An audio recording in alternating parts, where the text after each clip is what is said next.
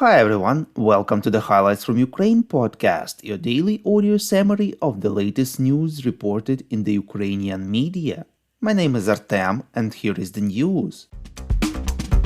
For 526 days, Ukraine stands strong against the Russian invasion.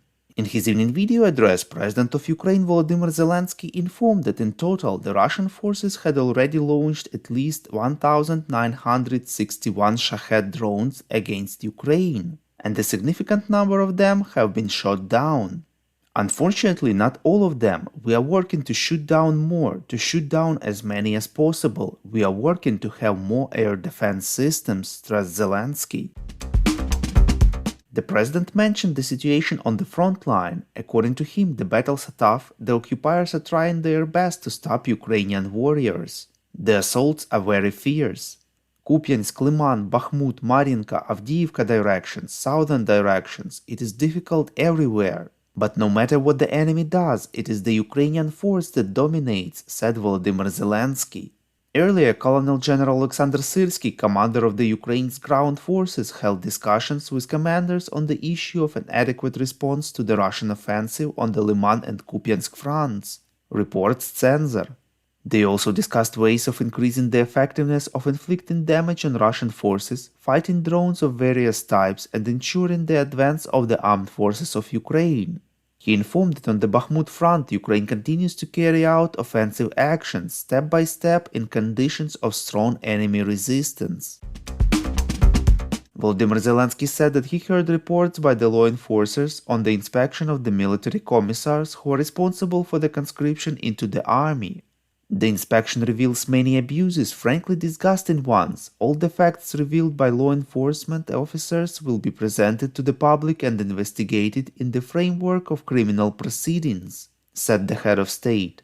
According to Zelensky, the conclusion is obvious: the recruitment system needs people who understand the value of defending Ukraine. The president believes that people who have seen the war and gone through it should work in the military enlistment offices.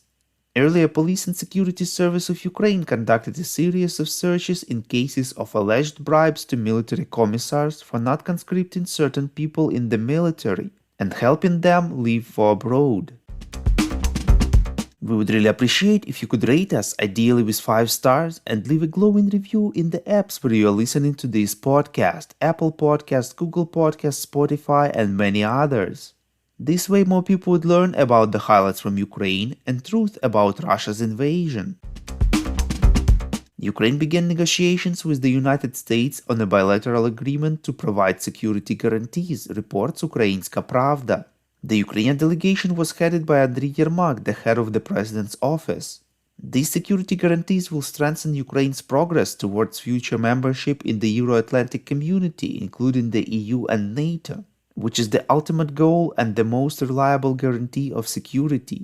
The US became the first country with which Ukraine began this process. Plans to negotiate such bilateral agreements with G7 and the other top partners of Ukraine were announced at the NATO summit in Vilnius.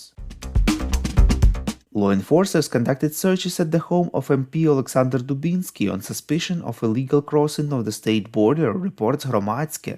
Earlier, the media informed that MP received permission to cross the border to accompany his father to medical treatment abroad, but in fact left before him and was spotted in Spain with his girlfriend.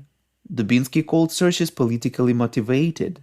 According to the sources of Ukrainska Pravda, after a series of scandals involving MP's business trips to luxury resorts, the authorities at the end of July blocked them and other officials from traveling abroad until changes are made to the legislation regulating business trips.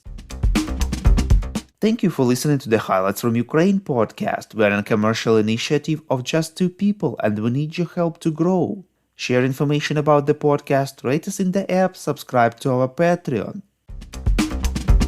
We call on you to demand from governments of your countries to impose the toughest sanctions possible on Russia and its citizens to stop their invasion of Ukraine.